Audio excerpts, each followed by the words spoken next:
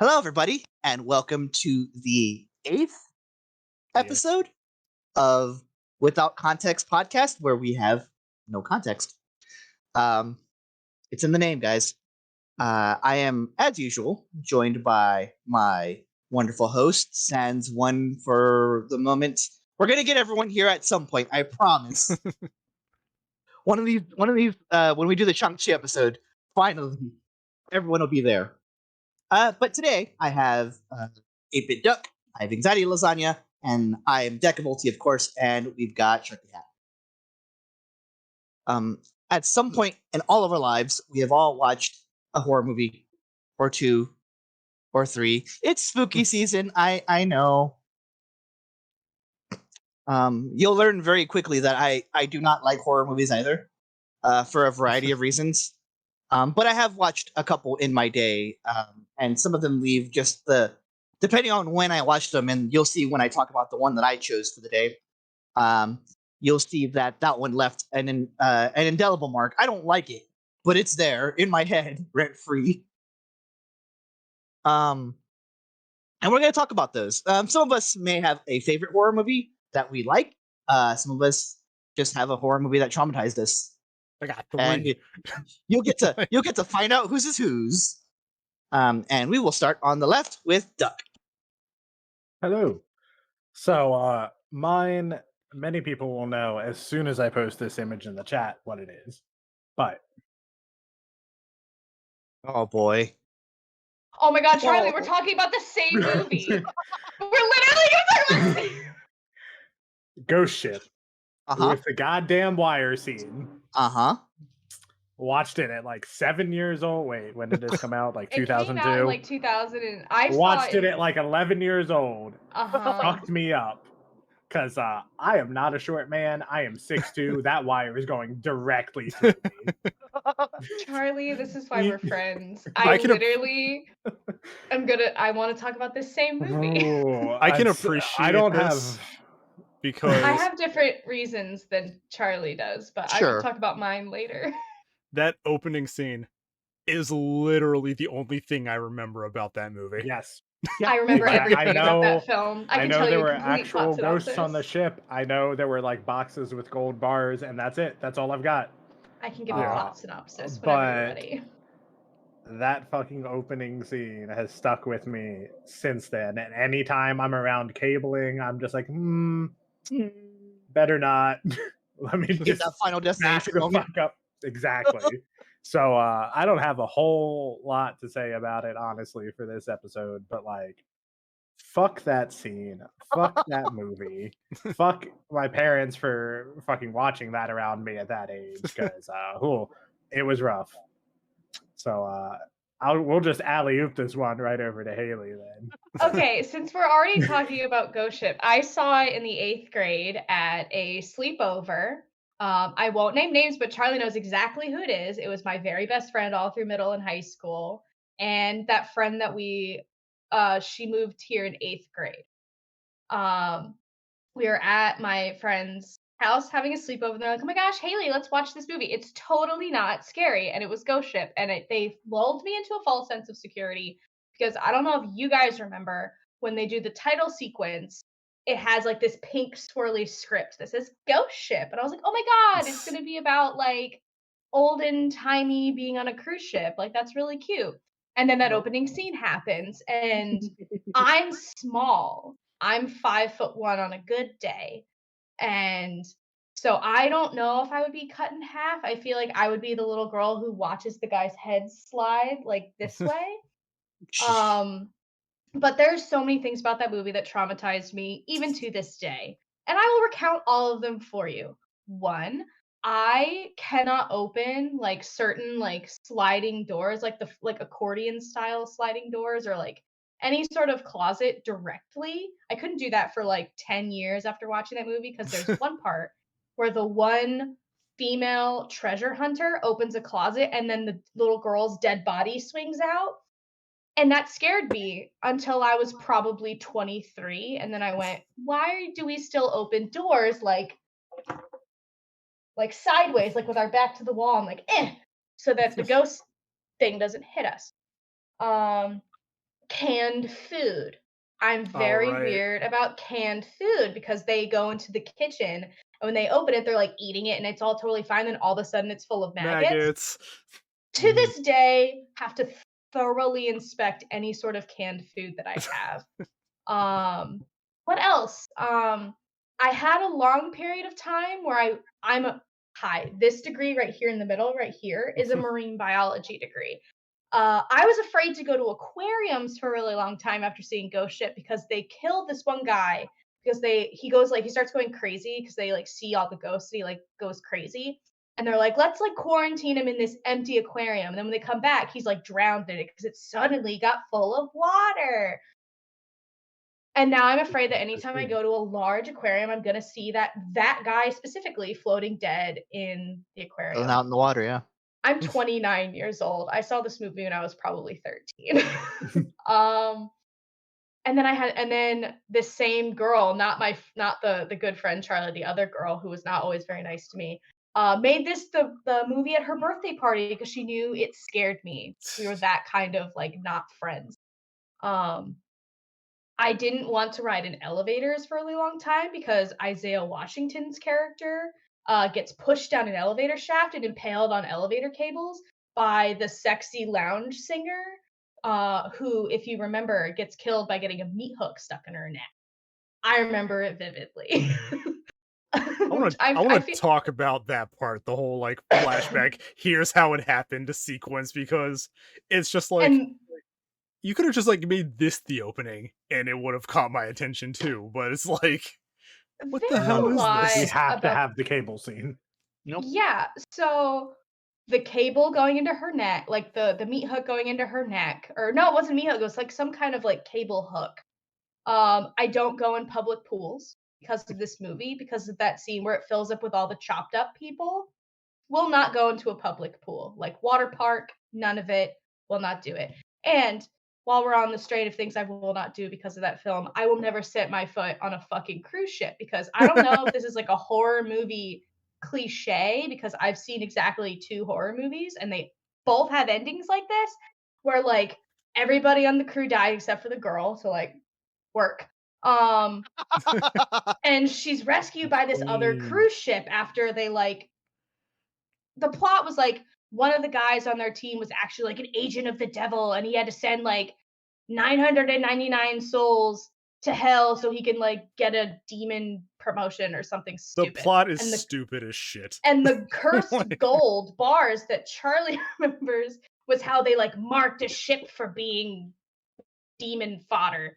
And she like ruins his plan, and like all the souls, including the very creepy little girl, get to go to heaven or whatever, and it's all great. And she gets rescued and she's like going into the ambulance to like go to the hospital, and you see she like looks past the paramedic's shoulder and you see her crew dressed in like the workers' outfits of the cruise, and then the mean demon guy like makes eye contact with her, and they have crates of the gold bars and they're pushing it onto this new cruise ship, and she's like, stop, you gotta stop him. And they're like, all right, crazy lady, you just stay in the back of this ambulance. And then they drive away, so it leaves it open-ended that like the threat still remains. And because this fictional threat still remains, I will never set foot on a cruise ship for the rest of my life.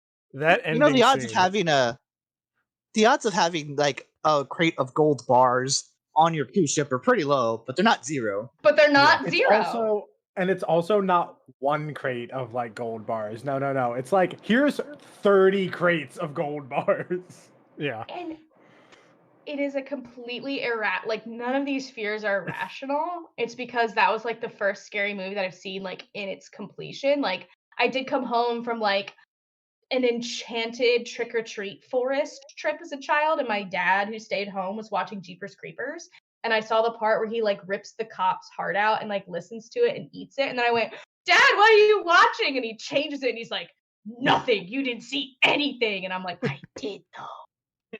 But I've only ever seen Ghost Ship and The Woman in Black, and those are the 2 scariest movies I've ever seen in my life. Third place goes to Disney's The Haunted Mansion. I want to talk about that ending scene in Ghost Ship, because it's like the reveal that Ferryman, the guy's name is Ferryman, by the way. Oh my god, really? Yes, the demon's Jack name, Ferryman. Jack Ferryman, Ferryman. It's so Ferryman obvious the moment Ferryman. you meet him. They make eye contact, and Mudvayne starts playing as she's being driven away. It's Falling by Mudvayne. It is like the most out of place song I've ever heard in a horror movie. I'll have to listen to that movie because I feel like I've seen that movie like on TV since I've seen it twice in like its full length, and it's always like anytime I'm like channel surfing, like back in the day when you would channel surf, and it would be on, it'd always either be the scene where they're like eating the maggots, and I'm like, that reminds me, can never eat canned food. Or like some other scene that like freaked me out so thoroughly at 13, which like is too old to be this scared by scary movies, but I'm 29 and I tried watching The Haunting of Bly Manor and it was too scary. Honestly, like you said, channel surfing, like I see people on the deck of a ship, I'm just like, nope, I'm good. Next channel, continue. But like, let's Gilligan's talk Island, about. Don't care.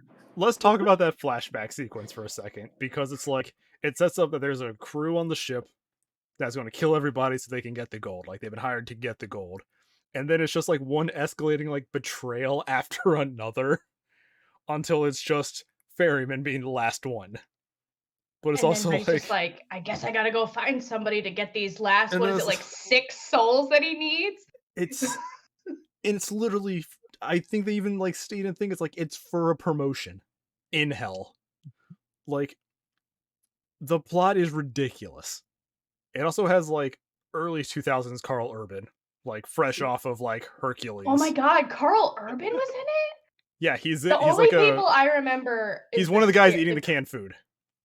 He has like long hair and he has like long hair and like a mustache. It's like the only cast members that I remember from that film are the creepy girl, like whose faces I remember is the creepy girl who's like, it's not her fault she's creepy. She's just from a different time period and died. The blonde guy with like the floofy like mid 2000s surfer boy blonde hair guy who's like the total asshole of the group, and Jack Ferryman and Isaiah. Well, the guy who dies in the aquarium, I remember what his face looks like when he's dead in the aquarium, and Isaiah Washington as he's like on the cable. So, transitioning from Haley and Charlie's into mine, Gabriel Bryan is in that movie, and he was a well-respected actor who went into the movie that fucked me up, Hereditary. He's the dad in Hereditary.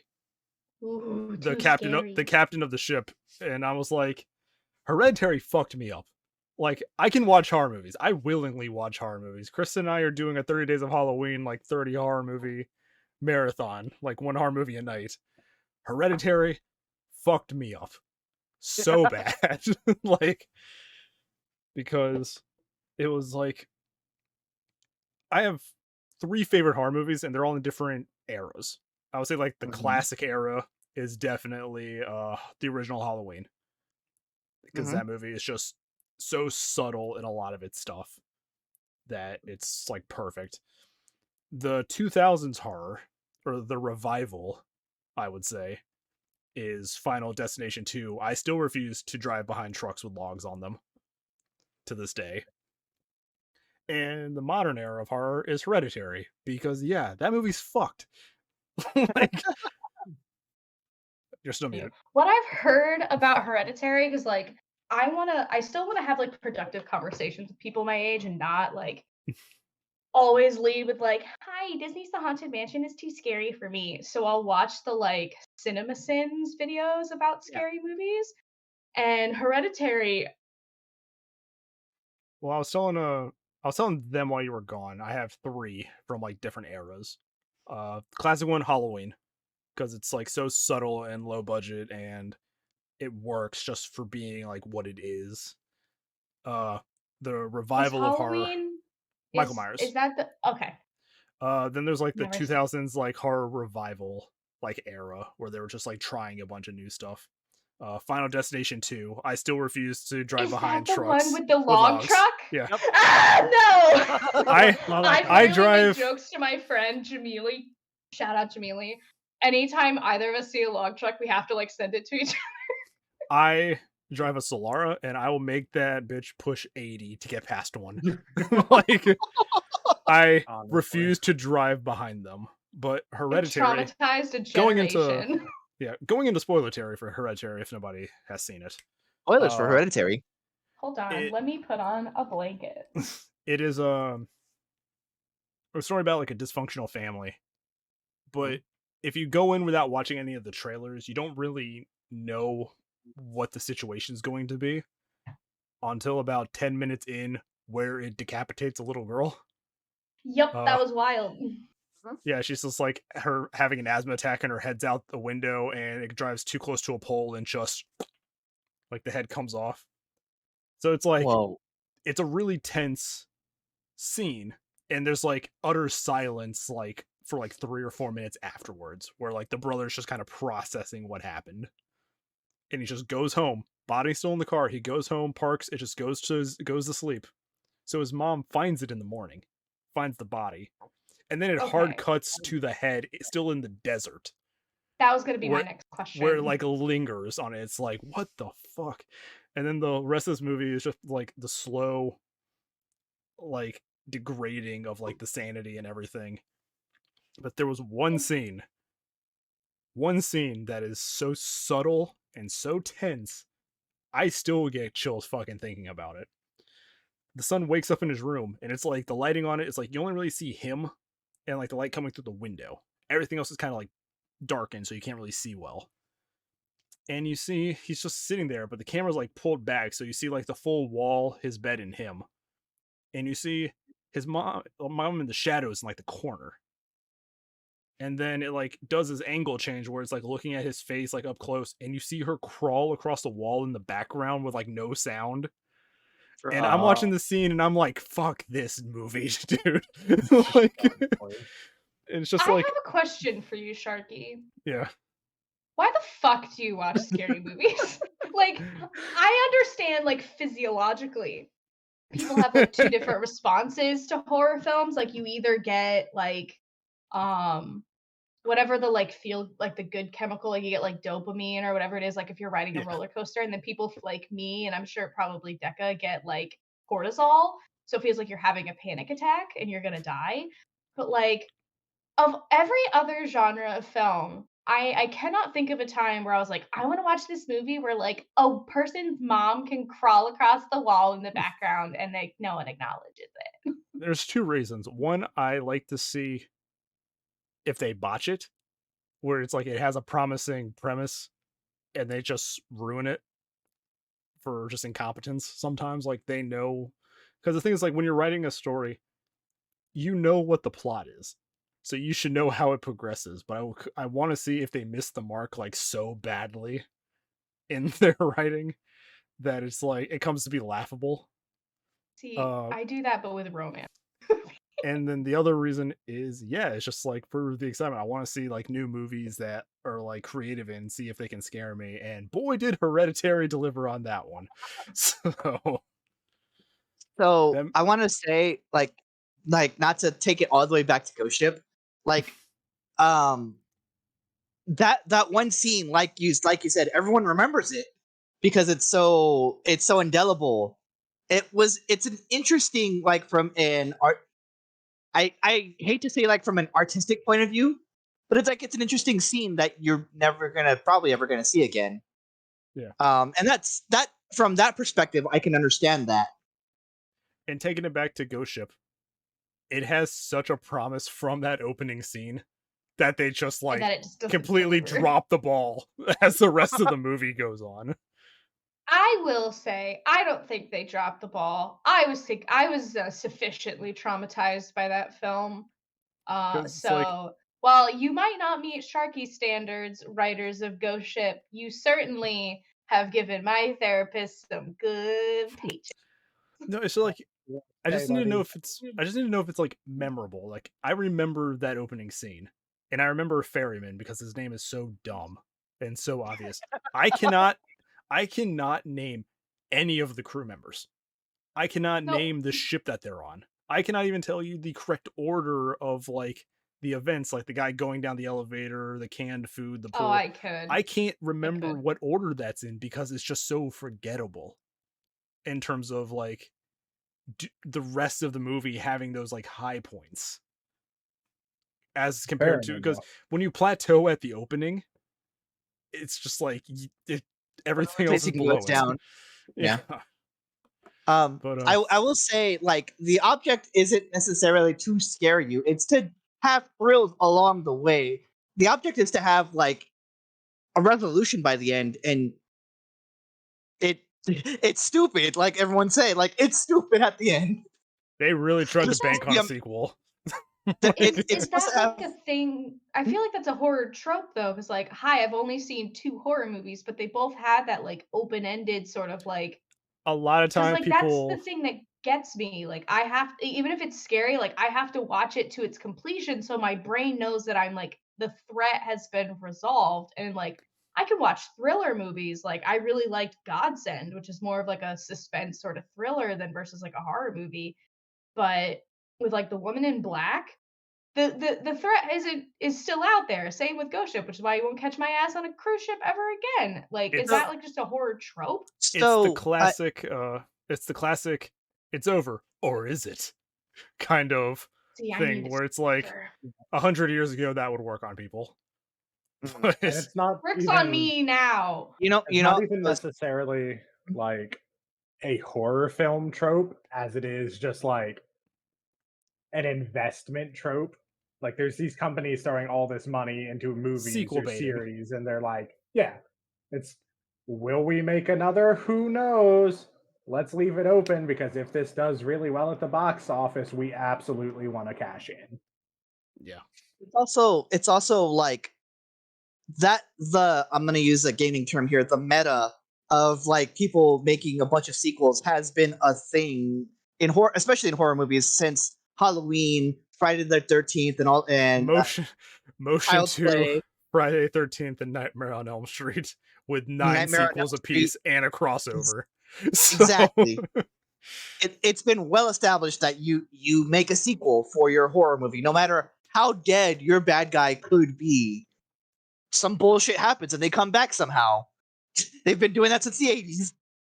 Well, that'll be some editing for you there, buddy. That's a weird. That's probably jump cut. That's probably a weird little place. But 41 years since Friday the 13th came out. It came out in 1980. Yeah, so it's like the first one is his mom. The second one is him. The third one is him. And then they're like, okay, we killed him. So now it's going to be a movie of copycat killers. And then I think it was like the 5th or 6th one, they're like, fucking make him undead, bring him back. We need him back. They do that with Saw, where like the first Saw movie was like, boy, that's a whole episode. That's bonus context. I mean, if we want to make a Saw episode, I've seen a little bit of one Saw. Saw is, yeah, he eventually dies. I can't remember which one. I think it's the 4th or 5th. I think it's the 4th, 3rd movie. And then everybody running the games after that are his apprentices, people that that have survived his games and like taken his lessons to heart. I just don't like those because they're like fun. I don't understand the logic of it. Like if the only part of Saw that I've really seen was the beginning of, I don't know which Saw it is, where the guy has like a key lodged behind his own eye, like in his own eye socket, so he'd have to like rip his own eyeball out to get the key before he dies of some horrible thing. Why wouldn't you just die? Like, why are you gonna maim yourself? And then like everyone just kept dying anyway. Or like that girl who's like, oh man, let me put my hand in this. Oh no, it's a razor box. I better put my other hand in there. Oh no, I'm stuck. And I'm like, bleeding out. That is the purpose of of Jigsaw's things. He's like, I'm taking people who don't appreciate the life they have, and I'm making them like reevaluate it and stuff like that. But it's like, imagine a Saw movie where he just grabs people. It's like, if I don't do this, I die. Oh, thank God. Like, and they're just like, oh, sweet. It's like you're making. Finally, I don't have to make the decision myself. No, I don't really want to play. I've never considered what to do in this. But yeah, a lot of stuff for those cheap like ending scenes is like, it's not over yet. It's like half to weird to make people like, oh, this could happen again, or it's like, hey, let's make another one.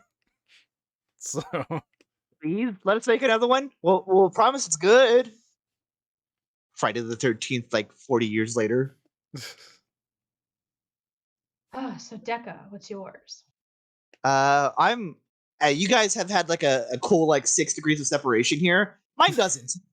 In 1996, a movie came out called From Dusk Till Dawn. Yeah, dude, I watched that 2 days ago with Kristen. That was our first movie for our 30 days of Halloween because I had never seen it. It's great. It's great today. I watched it in the second grade when it came out. Who is letting you small children watch these horrible films? Oh, like Salma Hayek in that movie. You should have been watching Space Jam. Why were you watching this instead of Space Jam? Came out in 98. Whatever. Homeward Bound, then. The Land Before Time.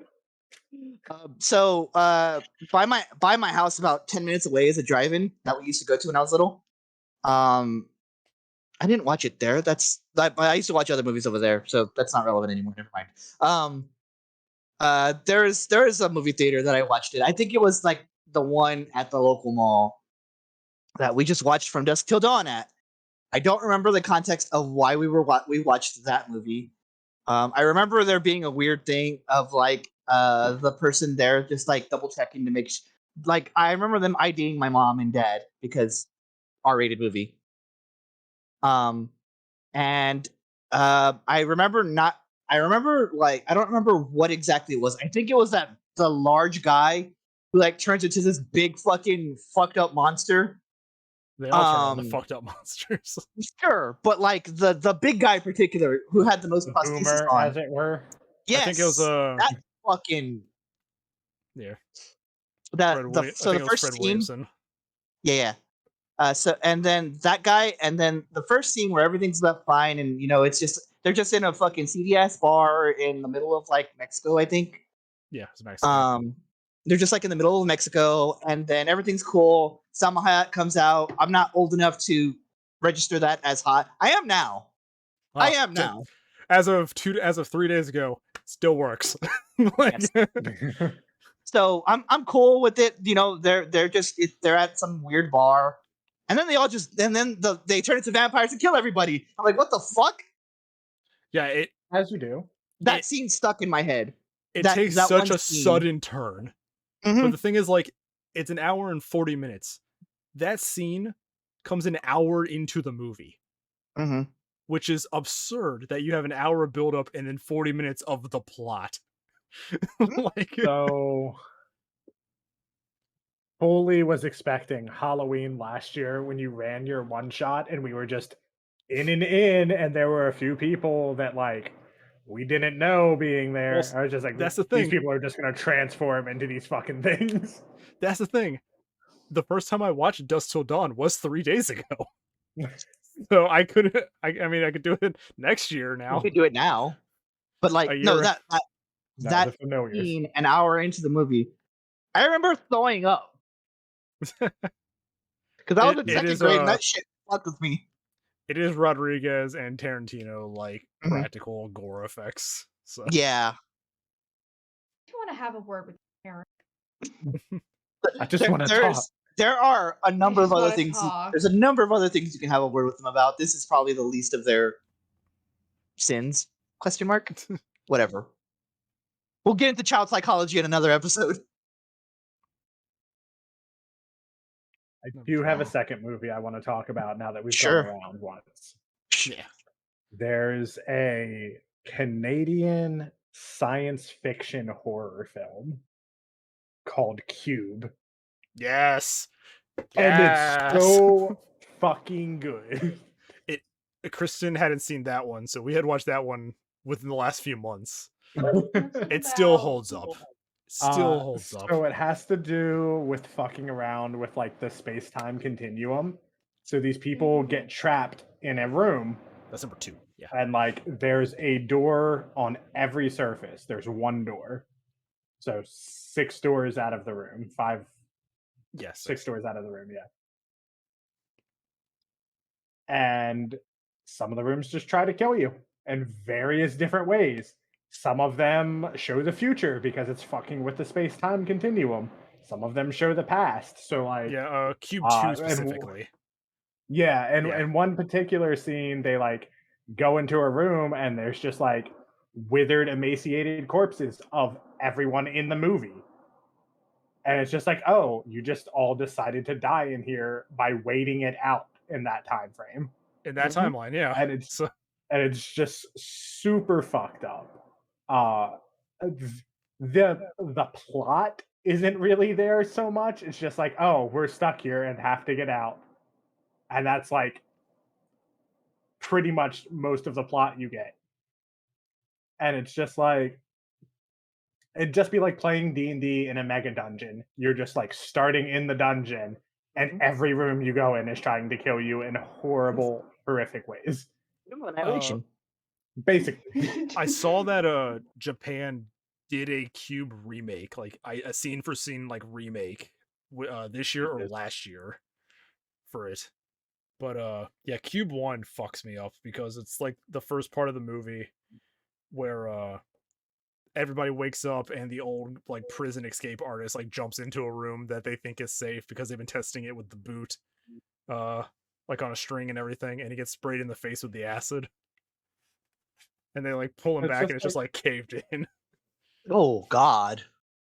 Yeah, it's literally just like, here's a room, what horrific way will you die in this one? Yeah, don't worry, if you die you'll just come back and still get paid in the next room because we can only afford 6 actors. Not unlike Saw. 6 actors, basically. one set, by the way. Yeah. Every That's room all they needed. They had like 3 different color panes that they could slide into the wall to give it its own like color thing. But all they did was do that because they had one set built and they just changed the coloring to signify a different room. And that set rotated. So it's like, oh, we have to come in from the ceiling. So like it would rotate so the camera would show them like looking in from like the ceiling. It's a great like display of like a very limited practical effect. Practical effects, yeah. Yeah. But I have here we only have like not even $500,000, which is a lot of money, but also not a lot when you're trying to make a AAA movie. And it's like, all right, what can we do to get the most out of our money? I have another movie. I have another movie actually that fucked me up because I watched this one in freshman year of high school. And I don't remember the name of it is. So you guys have you two who have seen horror movies should help me out here. So it's not even a horror movie. I don't think it's like a weird science fiction movie. But there is a scene that I remember of this dude going into the lion's den, just putting his head in the lion's mouth. Yeah, if you guys can, you can't see it. Budget. People also ask. 350,000. Box office 9 million. So Cube made its money, and then some. Successful. So there's a movie where the dude walks in, like willingly just walks into the lion's den, just like lion opens his mouth, he just fucking sticks his head in the lion's head and chomps it.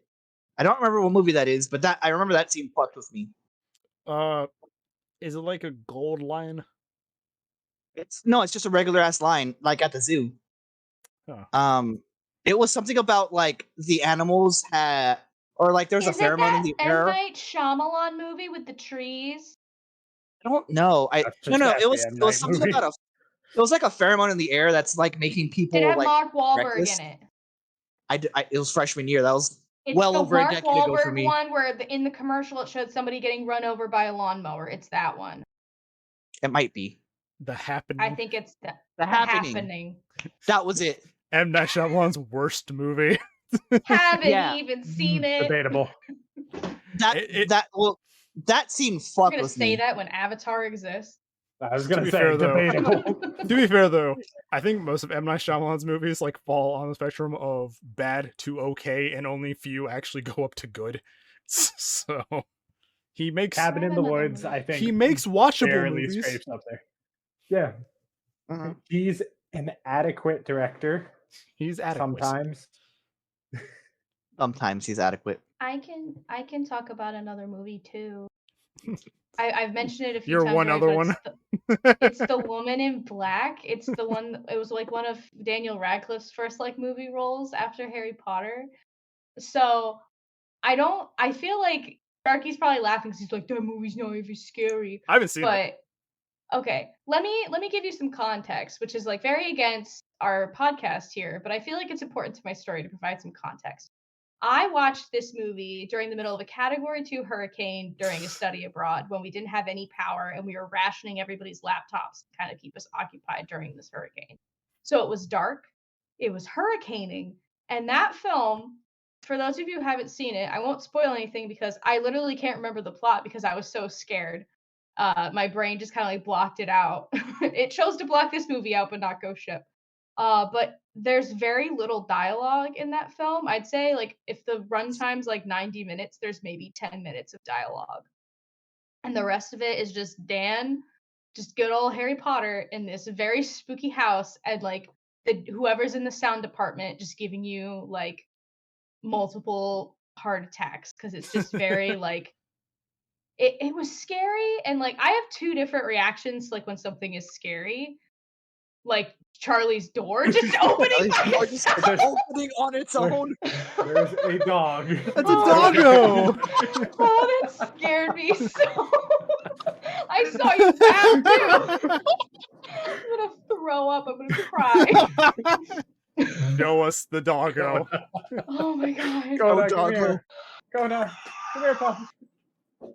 Oh my goodness. What? Here, Oh, man. Oh my. Hello, Oh. baby. Oh, precious. The Okay, chocolate so- lab? Black Lab. Black lab. So my Yeah, the two door reactions creaked are- up. Yeah, so I usually have two reactions where like with Ghost Ship, I was able to talk a lot about it because like I get really talkative to try and like make myself laugh and sort of like diffuse ambient tension. Or like when you guys were talking about your movies, I just shut up because I get very scared. And that movie was so scary to me that I was like up behind a pillow and silently just like crying and like breathing out of my mouth into the pillow so I wouldn't disturb the other two people I was watching the movie with my like complete and utter meltdown that I was having while watching it. And until one of them, Becky, shout out Becky, turned over and goes, "Are you crying?" I'm like, "No." Totally was crying. And then Saw from that another point doggo. forward, she goes, "Haley, go look down at your hands." And so anytime there was a jump scare, she'd be like, "What's that over there?" And I'd be like, "Huh?" And I would miss it, which like, thank you, Becky. But the only thing I remember about the ending is like nothing is resolved. Like the woman in black wins, which like it's a horror movie. Apparently that's a thing that happens. And I was like, okay, well, at least like Dan gets out of it, and like I'm not going to wherever this is in England, so I should be totally fine. And then like right before it goes to the credits, it goes to like a black screen. And you hear this like creaking because like this ghost lady liked to sit in this rocking chair, and you just see her sitting in this rocking chair, rocking back and forth, like looking off camera, and then she like snaps right forward. And it's like, ah! And then I was just like, "Can somebody walk me back to my room?" Like I'm getting teary thinking about it. And like it's so stupid. Cause like, yeah, he has to, like he goes to the house with the spooky lady because he's like a lawyer and he's like settling the estate of somebody who lived there. And the spooky lady was like her sister who like died because like her son died in the bog, and you see his creepy little like bog body come out of the bog, and like the house is sinking into the bog, and everyone in the neighborhood's like, "You shouldn't go in that spooky house, people die in there." And like it starts off with like a triple suicide of children, which so like it is this like the third most horrendous movie opening. First one is definitely Midsommar, then Ghost Ship, then The Woman in Black. But yeah, The Woman in Black was very scary. And I don't know why I didn't talk about Midsommar. That movie was scary as hell. I was fucked up for weeks. I was gonna say, as we keep Sleep talking, for I keep days. thinking, and I'm just like, oh yeah, it like didn't fuck with me because I fucking love Stephen King and reading his works and watching adaptations of him. But like, my sister can't fuck around with clowns because of it. I had nightmares about the trailer, like the TV commercial for the first It. Like had to rearrange my entire bedroom of my apartment so I wasn't facing the door, so I wouldn't see little one-armed Georgie being like, "We all float here." Like, no. have an update. The movie that I'm thinking of is not The Happening, because The Happening came out in 2008, and I was long graduated by then. I don't know. I just do not know the name of the movie. I literally went to go look up man get eaten by lion movie, and nothing. Just brings up actual headlines. Like yeah. But it was so I was in high school rather, around 2003, 2002, 2003, 2004. I'm old, Haley. Sorry. Is it The Ghost in the Darkness? I don't know, because there was another scene where there was like birds that like fucking just keep running into the like a window, and people or some like science dudes are like, huh, that's weird. Prey? I don't know. No, because Prey is 2007. I just looked up movie Man Gets Eaten by Lion 2003 to 2007. That's all I got. We're pulling deep. It could be a case any where, of like, you know.